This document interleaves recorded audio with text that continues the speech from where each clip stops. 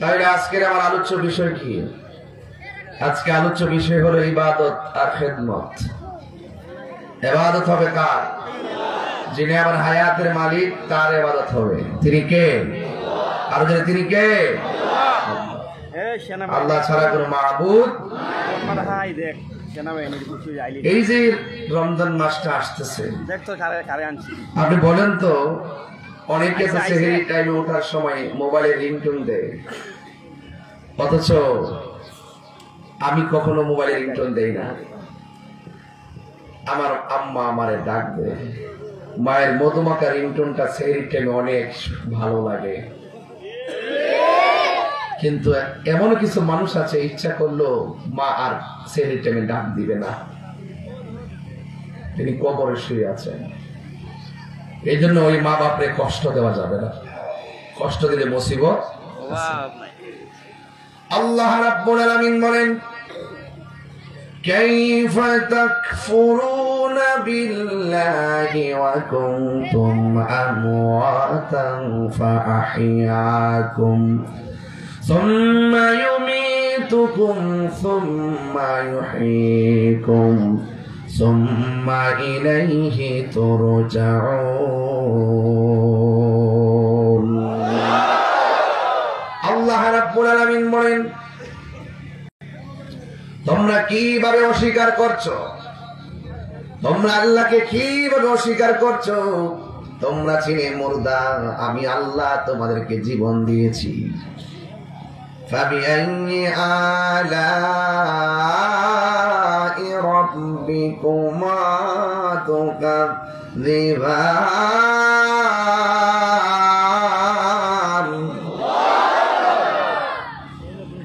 এত নিয়ামত আল্লাহ আমরা দিছে, এই নিয়ামত কেমনে আমরা অস্বীকার করবো? অস্বীকার করার কি সুযোগ আছে?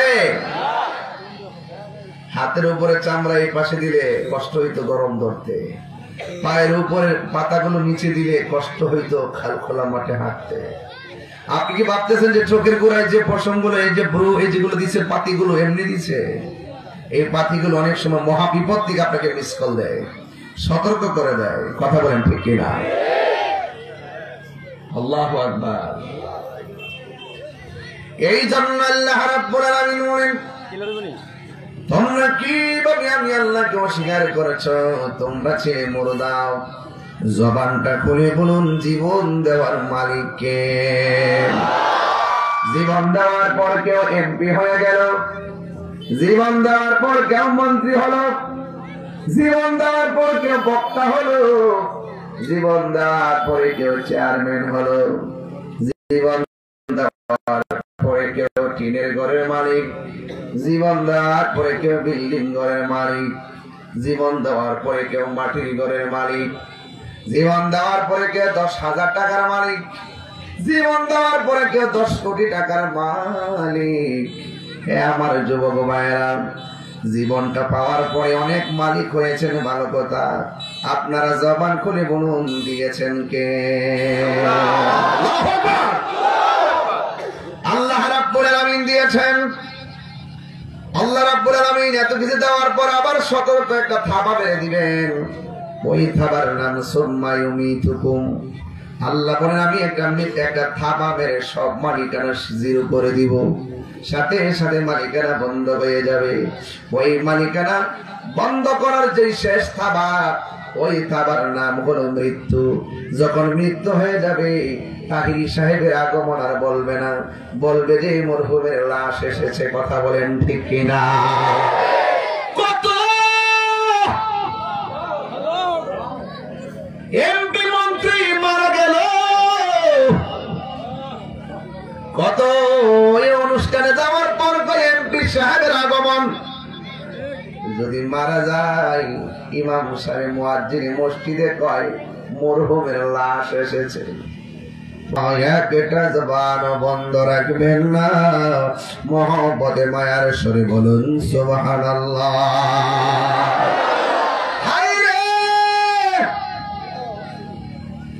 আমার বাগহাট শান্তিপুরের বাবা, ও বানিয়া চঙ্গের বন্ধু, সবচেয়ে বড় গ্রাম বানিয়াচং। ইতিহাসের পাতায় আপনাদের নাম লেখা আছে।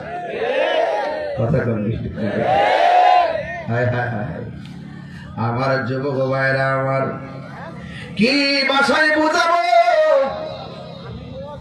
আমার নবী, আপনার নবী রাহমাতুল লিল আলামিন বলেন, রূহ নেওয়ার সময় কষ্ট তো হবেই হবে, কিন্তু এর আগে একটা জ্বালা আছে, জ্বালা। সাকরাতুল মাউত বলে, সাকরাতুল মাউত, মরণের আগে একটা কামড় আছে, কামড়। যখন আপনার বাড়ির সামনে আজরাইল এসে যাবে, কেউ বাঘহাতাতে আজরাইল আসছেনি? দেখছেন না? না দেখে বিশ্বাস করেন না, আমি ইমান।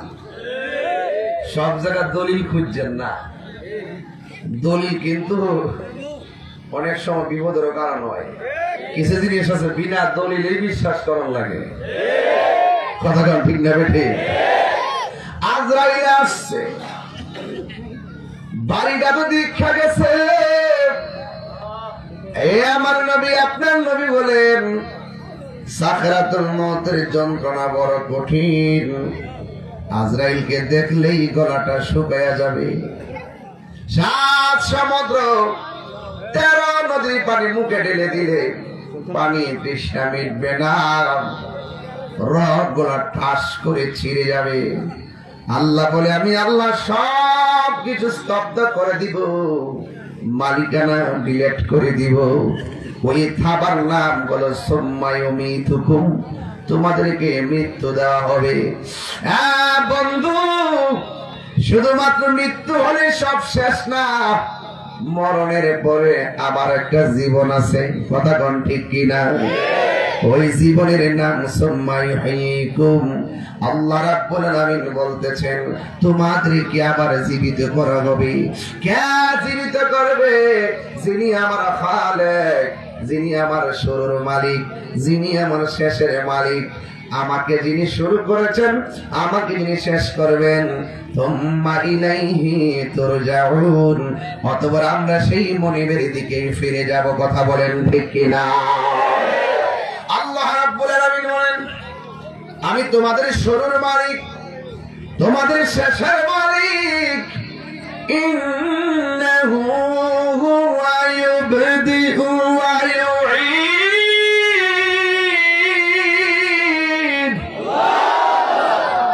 বাবা সামনে তুলে দাও একটু, কাল্লা করতেছ শুধু। আমার পর কি কেউ আছে নাকি? যা দেওয়ার আমারে দিয়ে বিদায় কর। দেখছেন না মাসুলিয়া দরবারে কি মাইক, কি চতুর্পাশে কি আওয়াজ করেছি, মনে আসেনি রে? কেমন লাগছিল? বাবা দেন, আপনারও ব্যালেন্স আছে কি পড়াতে বলেন না, মাইকটা একটু অন্যদিকে ঘোরায় বলেনটা ধরেন।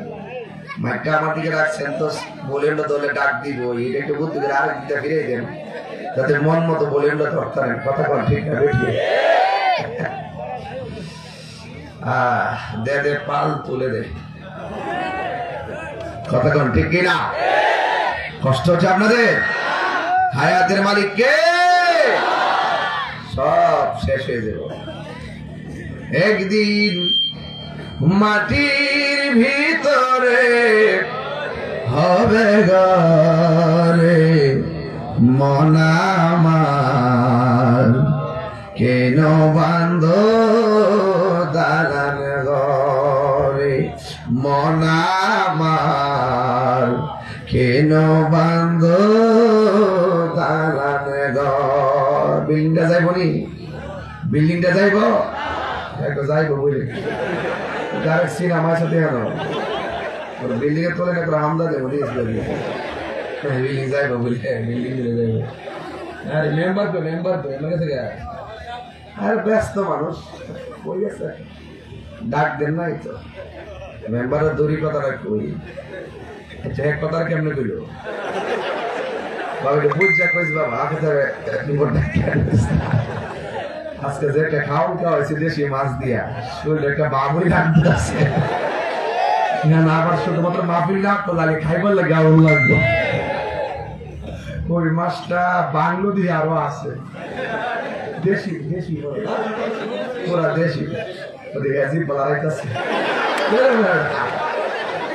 বাদ দে ওই বলে আল্লাহ ভরসা খান একটু লাড়াচাড়া দিলে কি শরীরে ঠিক থাকে আর কি আমার কোয়েন না যে আমি ইয়ে করতেছি ঠোঁট লাগাইতেছে আরে বুঝ না ওই বলে ভাগলাম বাইকে খাওয়া মনে সবাই জমা আল্লাহু আকবার ভাতে মাছে বাঙালি না মারহাবা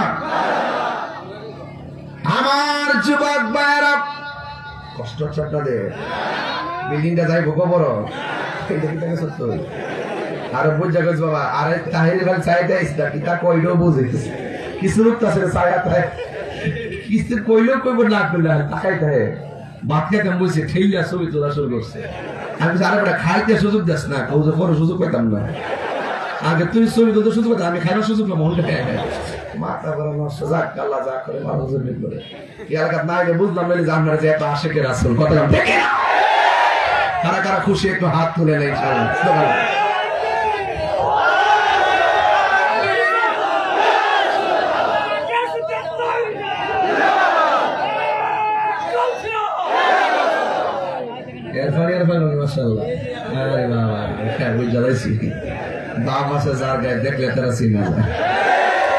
মর্নিং শোজ দাঁড়ে মাসুলিয়া দরবারে অনেক মুরিদ আছে এলাকায় আমাদের চিশতি হুজুর কেবলার আব্বা হুজুর এই এলাকায় বহুত হেকমতের কৌশলে সুন্নিতে খেদমত করছে কথা কোন ঠিক কিনা আমার যুবক ভাইরা প্রবীণ আলেম উলামা ইকরাম আল্লামা সাইফুল্লাহ সিরাজুল হুজুর সহকারে এই এলাকাকে আবাদ করছে এরা গাছ লাগাইছে গাছ উঠছে ওটার করে ডাইল পালা হয়েছে ফল ধরছে আমরা এসি ফল খাইতাম যারা গাছটা লাগাইয়া বাসনা দিছে এরা জানে কত কষ্ট হয়েছে কথা কোন ঠিক ভাবে আল্লাহ পাক আমাদের হাসতিগুলোকে জান্নাতুল ফেরদাউস আলা মুকান দান করুন আমিন খান সবাইকে দরুদ শরীফ পড়েন আল্লাহুম্মা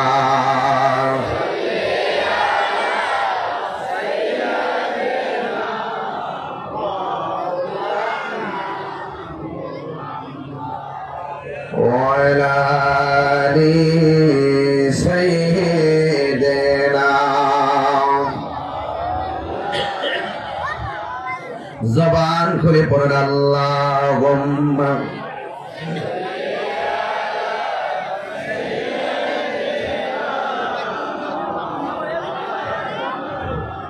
ড্রোনটা নিচে পড়ছে সোয়াক কই ড্রোন ক্যামেরাটা মাঝখানে পড়ছে তো দেখো ড্রোন ক্যামেরা ওই তারে লাগছে আর কি তার কোনো সমস্যা আছে নাকি হবে তো আর কি হবে কর্মিয়া এই ড্রোন কি এটা কি সাধারণ জিনিস নাকি এটা ভিডিও করতেছে উপরে 7 মাস সব লয়া করবো একদিন গেছি মাহফিল করতাম ওই হুজুর মুরাদনগরে বাঙ্গুরা থানা মাহফিল করতে বসছি বলতে দিনের বেলা মাহফিল নিয়ে ড্রোন জোন আছে এই বেলা মনে করতে সংগ্রামের বোমাটা বুঝে এই বলছে লাট উঠে গেছে বাড়ি হয়ে গেলে আগের মানুষ দেখছিও আরে বাপ রে বাপ এইভাবেই তো লাড়ি দিয়ে বাইরে বাপটা হয়েছে কতক্ষণ ঠিক না বেরকে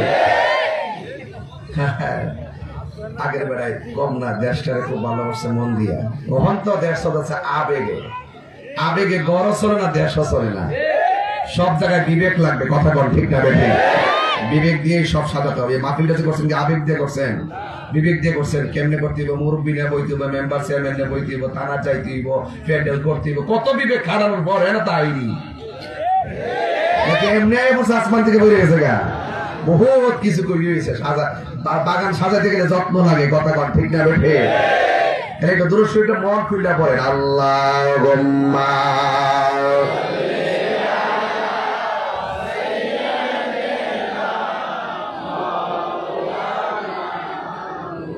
وعلى آل سيدنا لا إله ভালো লাগে লা ইলাহা লা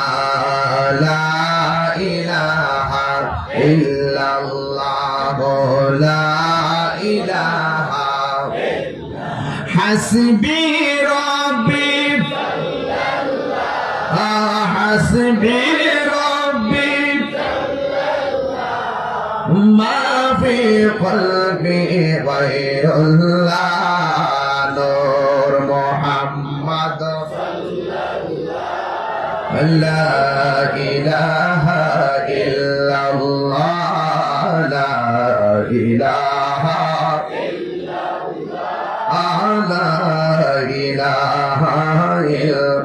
لا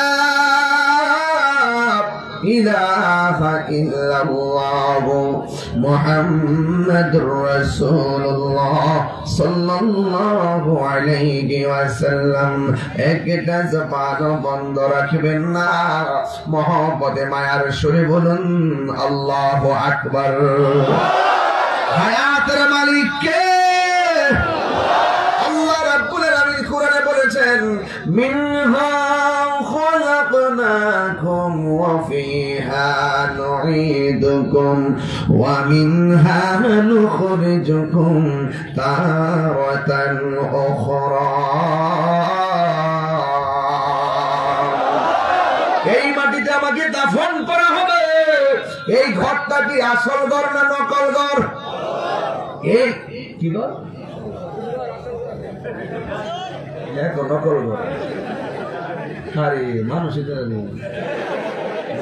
স্নান নেয় করস আজ হামডায় দোকান নিয়ে আর আগুন লাগতো হ্যাঁ এখন সবাই কর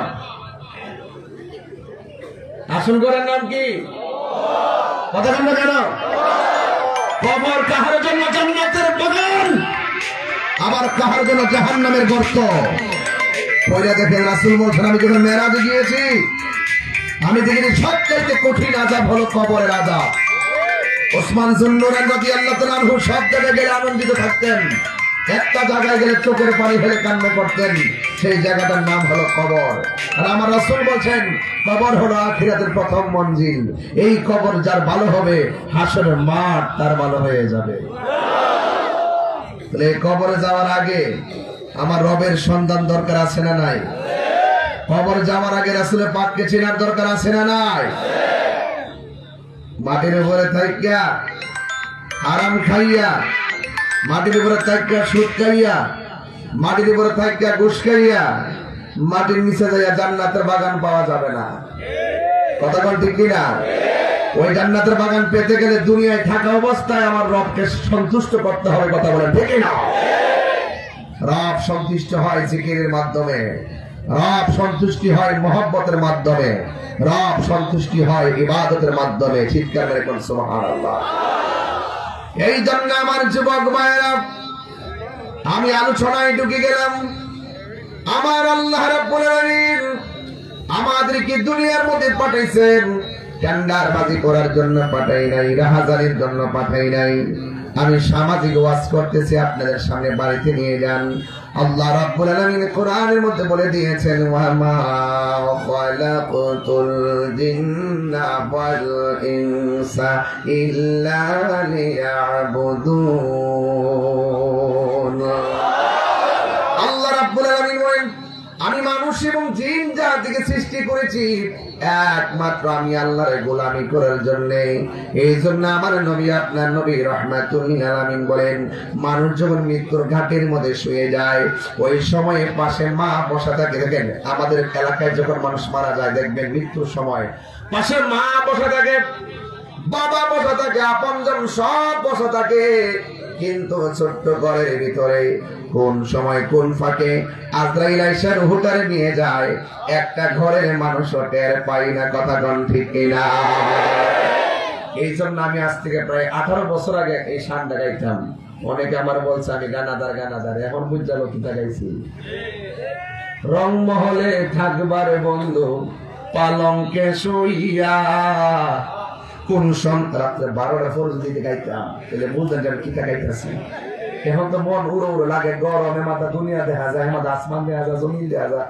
সারা দুনিয়া দেখা যায় হ্যাঁ আমার দেখা যাবে হ্যাঁ এখন দেখেন আমি কিছু চাই রংমহলে থাকবারে বন্ধু পালঙ্কে শুইয়া কোন সন্ধানে মন চোরা ঢুকিবে আসি আপনি আরে দুয়ারে এই যে দেখেন, দুয়ারে প্রহরী থইয়া প্রবেশ করল কেমনে, আর কি দেখা হবে রে বাঘাতাবাসী জীবনে, ঠিক কিনা?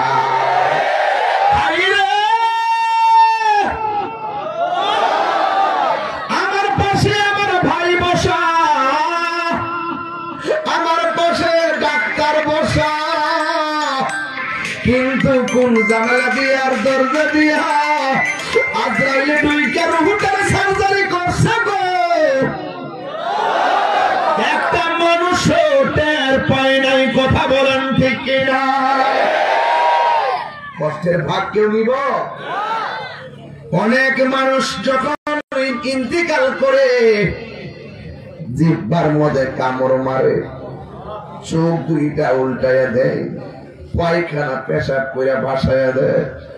আবার কিছু কিছু মানুষ দেখবেন সারাদিন এদিকে বুড়ো ক্ষেতের মধ্যে পড়ে থাকে, চেহারাটা একদম রৌদ্রে পুইরা কালো, কিন্তু যখন আসরের নামাজের আজানটা বিলের মধ্যে দেয়, গড়ের পানি দিয়া ওযু কইরা কোমরের গামছাটা লাইলের মধ্যে বিছাইয়া আসরের নামাজটা আদায় কইরা ফেলাই, ভাত না খেয়া থাকতে পারে, এক ওয়াক্ত নামাজ ছুটতে গেলে থাকতে পারে না রে। ও আমার যুবকের দল, এই কালো মানুষটা যখন মারা যায় দেখবেন তার চেহারাটা নুরানি নুরানি ভাব দেখা যায়। যার কপালটা ঘামে তার নসিব বড় ভালো, যার চেহারাটা নুরানি নুরানি দেখা যায় তার মরণটা বড় ভালো আলামত। আর আমার নবী, আপনার নবী বলেন, ইমানদার যদি হতে পারো, তোমার ঘরের দরজার মধ্যে আজরাইলে আসবে, আয়েশা তোমার সালাম দিব, ঘরে ঢোকার অনুমতি চাইব, মাথার পারে যায় বসবে, আজরাইলের আঙ্গুলটার চিরুনি বানাইয়া তোমার মাথার চুলের মধ্যে আশ্রাইতে থাকবে। যখন তোমার মাঝে একটা ঘুম ঘুম বাড়বে, ওই মুহূর্তে তোমার কানের কাছে আজরাইলে মুখ লাগাই কইব, এ আল্লাহর বান্দা, তোমার রূহটার সার্জারি হয়ে যাবে। ইমানদার বলবে, আজরাইল আর দেরি কইরো না, এই দুনিয়াটা আমার কাছে বড় জেলখানার মতো মনে হইতেছে, তাড়াতাড়ি আমার রূহটারে লইয়া যাও গো, আমি আমার রবের সঙ্গে দিদারের জন্য মনটা পাগল পাগল হয়ে রইছে।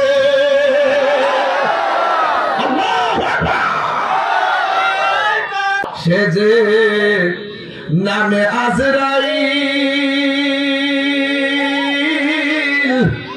সঠিক সময় বাঘাটা তোমার ভাঙ্গা গড়েই হইব দাখি, কত কাকুতি মিনতি করবা তুমি, রেহাই পাবে না।